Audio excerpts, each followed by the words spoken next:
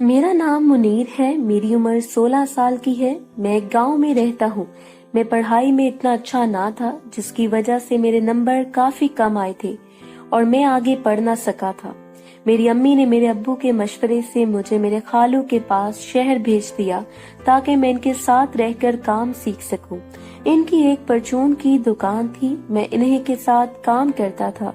मेरे खालू का नाम रेहान था। मेरी खाला दिखने में काफी खूबसूरत थी। इनके नैन नक्श और बाकी के खदोखाल काफी पुरकशिश थे। जब मैं भी अपने बचपन से इनकी खूबसूरती से मुतासिर था। वो उम्र में मुझसे काफी बड़ी थी, पर दिखने में वो एक 22 साल की लड़की लगती थी। इसका हुस्न भी काफी खूबसूरत था कि वो किसी भी उम्र के इंसान को अपना दीवाना बना दे। पर वो मेरी खाला थी, इनका मेरे साथ एक अच्छा रिश्ता था।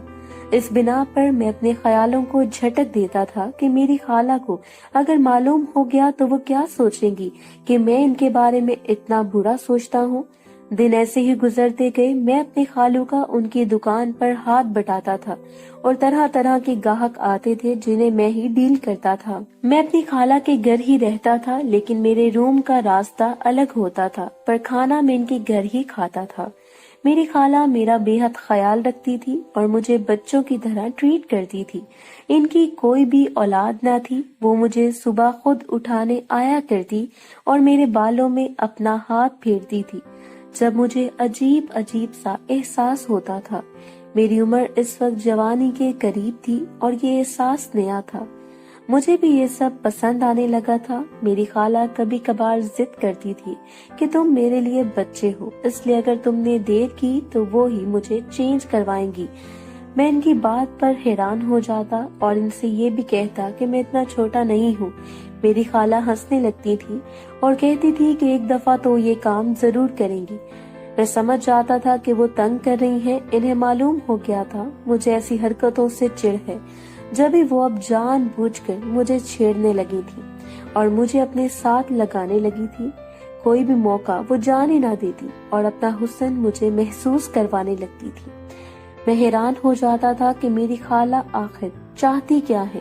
इनकी अजीब हरकतों से मैं तंग आ चुका था। अब वो मेरा कोई लिहाज नहीं रखती थी और मुझे बच्चा समझते हुए कभी कभार मेरे सामने चेंज करने लग जाती थी, लेकिन मैं इस वक्त बाहर का रुख कर लेता था, पर कभी अपनी खाला को ना देखता। वो मेरे सामने रफ से हुलिये में फिरने लगी थी।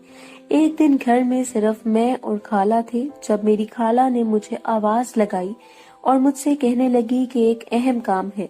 मैं हैरान हुआ कि कैसा काम है, तो वो कहने लगी कि मुझसे वो काम नहीं होगा क्योंकि मैं बहुत शर्माता हूँ। मैंने इनसे कहा कि मैं कोई भी काम कर लेता हूँ, आप मेरे शर्माने पर मत जाएं। जब इन्होंने कहा कि इन्हें एक सूट सिलवाना है जिसके लिए मैं इनका नाप लूं, मैं तैयार हो गया। जब इन्होंने दुपट्टा अपना साइड पर कर दिया और मेरे सामने इस हुलिये में आ गई, मैं झिझकने लगा था पर इनका नाप लेने लगा। पहले आगे का नाप लिया। जब मैंने अपना हाथ गलत जगह पर रखा तो मुझे सही जगह तो मालूम थी, पर जानकर मैंने ऐसा किया था जिस पर मेरी खाला ने मेरा हाथ उठाया और सही जगह पर रख दिया। अब मैं नाप के बहाने इन्हें महसूस करने लगा था। ये जिंदगी में पहला वाक्या था जब मैं किसी को महसूस कर रहा था। मैंने हाथ हटा दिया, पर मेरी खाला मुझे कहने लगी कि मैंने इस जगह का नाप गलत लिया है, तो इसलिए मैं फिर से लूं। मैंने दोबारा से वैसा ही किया। मेरी खाला गहरा सांस लेने लगी थी। मैं इस कैफियत से अनजान था और इनके बताए स्टेप्स को फॉलो करने लगा था। मेरी खाला ने मेरा शुक्रिया अदा किया और मुझे प्यार भी किया। मैं वापस अपने रूम में आ गया था, पर मेरे अंदर अजीब सी बेचैनी होने लगी थी कि मैं अपनी खाला को देखूं। मैंने सोच लिया था कि इस बार जब वो चेंज करेंगी तो मैं इन्हें देख लूंगा और अपना रुख हरगिज नहीं मोड़ूंगा। कुछ अरसा ऐसा ही गुजर गया। एक दफा मैं अपने रूम से गुजर रहा था जब मेरी खाला अपने रूम में चेंज कर रही थी। इस बार भी इनका दरवाजा खुला था। मैं जल्दी से दरवाजे के साथ छुप गया और इन्हें इस हुलिये में देखने लग गया। मेरी खाला वही सूट पहन रही थी जिसके लिए मैंने इनका नाप लिया था। कुछ देर बाद वो मुझे भी आवाजें लगाने लगी थी। मैं जल्दी से वहां से निकलकर खाला के पास आया था। वो इस सूट में और भी बिजली गिरा रही थी और इनके खदोखाल भी वाजे हो रहे थे। میری خالہ نے میرا ہاتھ تھام کر اپنے اس پہنے ہوئے سوٹ پر لگایا اور کہنے لگی کہ یہ سوٹ کیسا لگ رہا ہے۔ میں نے بھی ان کی تعریف کی۔ وہ اب گھوم کر مجھے دکھا رہی تھی۔ میں نے ان کو پیچھے سے دیکھا تو وہ فٹ لگ رہی تھی۔ میرے منہ میں پانی آ رہا تھا جب خالہ نے میری کیفیت نوٹ کی اور مجھ سے پوچھنے لگی کہ کیا ہوا ہے۔ میں جلدی سے باہر کی جانب چلا گیا تھا۔ مجھے سب کا کچھ نہیں معلوم تھا، لیکن میرے رات دن یہی سوچ کر برباد ہو رہے تھے کہ میرے ساتھ کیا ہو رہا ہے۔ انہی دنوں میں نے خود کے ساتھ کام کرنا شروع کر دیا اور اپنے آپ کو لطف دینے لگا تھا۔ اب میری یہ روز کی عادت تھی۔ میں جب ہی اپنے آپ کو، میری یہ روٹین بن گئی تھی۔ اپنے خالوں کے کہنے کے مطابق خالہ کو میں سامان دینے ان کے گھر جاتا تو وہ عجیب سے حلیے میں ہوتی تھی۔ یہی دیکھ کر میں اپنے روم میں بھاگتا ہوا جاتا اور خود کو سکون دینے لگتا تھا۔ اب میں اس سب کا عادی ہو چکا تھا۔ میرے اندر عجیب سی طلب جاگنے لگی تھی۔ ایک دفعہ میں اپنے روم میں لیٹے یہی کام کر رہا تھا اور لطف اندوز ہونے کی وجہ سے میرے منہ سے آواز نکل رہی تھی جب مجھے احساس ہوا جیسے میرے روم کے باہر کوئی مجھے دیکھ رہا ہو۔ اسی احساس کے تحت میں باہر گیا تو میری خالہ بھاگتے ہوئے اپنے روم کی جانب جا رہی تھی۔ میں سمجھ گیا تھا کہ وہ مجھے ہی دیکھ رہی تھی اور ان کے اندر بھی ایک طلب جاگی ہوئی ہے۔ میں نے یہ کام کرنا بند کر دیا تھا جب میری خالہ مجھ سے کچھ دنوں کے بعد پوچھنے لگی تھی کہ میری صحت تو ٹھیک ہے، اداس لگتا ہوں۔ میں سمجھ گیا تھا کہ ان کا اشارہ کس جانب ہے۔ ایک دن میرے خالو نے مجھے کچھ سامان گھر خالہ کو دے کر آنے کا کہا۔ میں نے ان کی بات مانی اور وہ سامان لے کر گھر چلا گیا۔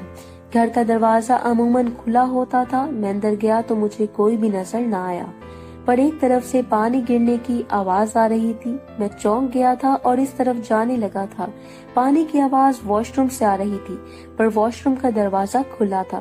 میں شوق ہوا اور اندر دیکھا تو اندر میری خالہ نہا رہی تھی۔ اس حلیے میں دیکھ کر میری آنکھیں کھلی کی کھلی رہ گئی۔ پہلی دفعہ میں نے اپنی خالہ کو براہ راست دیکھا تھا۔ میری خالہ نے مجھے دیکھا تو فوراً پانی بند کیا اور کہنے لگی کہ میں ایسا منہ کیوں بنا رہا ہوں۔ میں بھی حیران ہوا، میں نے دیکھنے سے کترا رہا تھا جب میری خالہ میرے پاس آنے لگی اور کہنے لگی کہ میں انہیں دیکھ سکتا ہوں۔ میں نے اپنی آنکھیں ان کی جانب مرکوز کر لی اور اب انہیں اوپر سے نیچے تک دیکھنے لگا تھا۔ میں نے خالہ کو کہا کہ آپ کو دروازہ لاک کر کے نہانا چاہیے تھا، جس پر وہ کہنے لگی کہ انہیں ڈر لگ رہا تھا اس لیے انہوں نے دروازہ کھول دیا۔ میں نے اپنی خالہ سے اجازت مانگی۔ مجھے حیرانگی ہوئی کہ وہ خود کو مجھ سے چھپا کیوں نہیں رہی، پر وہ بلا جھجک اسی حلیے میں تھی۔ میری اجازت مانگنے پر میری خالہ نے میرا ہاتھ تھام لیا اور مجھے اندر لے گئی۔ میں بھی مرے قدموں سے ان کے پیچھے چل رہا تھا۔ میری خالہ نے دروازہ بند کیا اور میرے پاس آنے لگی۔ مجھ سے پوچھنے لگی کہ وہ کیسی لگ رہی ہیں۔ میں نے ان کی تعریف کی۔ جب وہ کہنے لگی کہ اگر ان کے سامنے یہ میری خالہ نہ ہوتی بلکہ کوئی دوسری لڑکی ہوتی تو میں کیا کرتا، میں ان کی بات پر حیران ہو گیا۔ پھر کچھ سوچتے ہوئے کہنے لگا کہ میں کوئی بھی موقع نہ جانے دیتا، بلکہ وہی کرتا جو وہ کہتی۔ اس پر میری خالہ نے میرے گال تھامے اور کہنے لگی کہ اب بھی میں وہی کروں گا جو میری خالہ کہیں گی۔ میں شوق ہو گیا تھا اور ان سے ضد کرنے لگا کہ مجھے دکان پر جانا ہے، میں تو بس سامان دینے آیا تھا۔ میری خالہ مجھ سے کہنے لگی کہ میں نے انہیں دیکھ تو لیا ہے، اب تو بس کام ہی رہتا ہے جسے کرنے میں دیر کیسی۔ میں نے لاکھ منع کیا پر وہ اصرار کرنے لگی کہ مجھے بھی اس کام میں مزہ آئے گا۔ میں اس وقت 16 سال کا تھا۔ اتنی بڑی عورت سے کام کرنا میرے لیے مشکل تھا اور مجھے صحیح طریقہ بھی نہیں آتا تھا۔ میں نے خالہ کو کہہ دیا کہ جب وہ کہنے لگی کہ مجھے گائیڈ کریں گی اور سب کچھ بتائیں گی، وہ جیسے کہیں گی مجھے بس ویسے کرنا ہوگا۔ میں نے خالو کا ڈر ظاہر کیا، پر میری خالہ کہنے لگی کہ میرے خالو کو کچھ بھی نہیں پتا چلے گا کیونکہ انہیں اس چیز کا لگانا مشکل ہو جائے گا پتا۔ مجھے ان کی بات تو سمجھ نہ آئی، پر ان کی بات ماننے کے علاوہ میرے پاس کوئی دوسرا حل نہیں تھا۔ ویسے بھی میرے اندر کی بے چینی بھی اس طرح ختم ہونے والی نہیں تھی، اس لیے اپنی خالہ کی بات مان لی اور ان کے بتانے پر ان کا کام کرنے لگا۔ کچھ دیر کے بعد میں فارغ ہوا۔ میں کافی تھک چکا تھا اور مجھے واپس دکان پر بھی جانا تھا۔ میری خالہ نے مجھے پیار کیا اور ہمت دی۔ میں واپس دکان پر چلا گیا تھا۔ شام کو واپس گیا تو وہ کافی فریش لگ رہی تھی۔ میرے سے تو نظریں ملانا مشکل ہو رہا تھا۔ میں نے کبھی سوچا بھی نہ تھا کہ اپنی جوانی سے پہلے ہی کسی کے ساتھ یہ سب کر لوں گا، وہ بھی اچھی عمر کی عورت کے ساتھ۔ اب روز یہی ہوتا تھا، میں دوپہر کو ہر ہفتے سامان دینے جاتا تھا تو میری خالہ مجھے اپنے پاس روک لیتی تھی۔ خالو کو شک ہوتا تھا، پر میں کبھی اب سے یہ بہانہ بنا لیتا تھا کہ میری بائک راستے میں خراب ہو گئی تھی، تو کبھی یہ کہہ دیتا تھا کہ پیٹرول ختم ہو گیا تھا۔ اس طرح وہ بھی میری بات پر یقین کر لیتے تھے۔ کچھ عرصے کے بعد میں واپس گاؤں چلا گیا تھا، پر مجھے میری خالہ کی کافی یاد آتی تھی۔ گاؤں میں بھی حسین سے حسین لڑکیاں تھیں، پر ان میں سے کسی کے اندر بھی وہ حسن نہ تھا جو میں نے اپنی خالہ میں پایا تھا۔